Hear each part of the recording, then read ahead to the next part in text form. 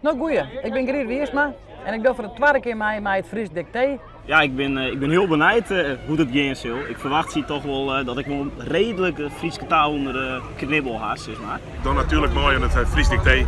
Ik wil zelf probeer die Fries steeds beter te krijgen. We willen eens een record zetten en dat doen we al maar 50 vanzelf, maar met zoveel mensen dan liet je zien van nou Fries schreeuwen, er is een hele grote groep die dat wel graag wil en gewoon dat je gewoon voorstellen van het Fries is gewoon om het te schreeuwen. Elke keer kan dus meedoen op 21 juni. Er is plak voor 800 deelnemers. Het dicté wordt skreun door jeugdjournaalpresentatrice Welmoed Sietsma. Mijn zoon dat ik mooi, Wout junior rennen. Dus dat wil ik wel weer een beetje even een strijd tussen huid en zoon. Nou, we hebben zelfs een prachtig boekje gekregen, dus ik denk dat dat wel wat helpen zal. En nou ja, probeer zo vol mogelijk Fries te schreeuwen, appen en praten voor de diertjes, zeg maar. En dan zien we het resultaat wel. Net Asjen, nee. Nou, de laatste keer zie ik naast de Rijtse Spanningen en we gaan stiekem boos even bij elkaar zien. Kijk, er zitten weer in de squalenklas. Maar dat zullen we wel. Maar gaat het geholpen?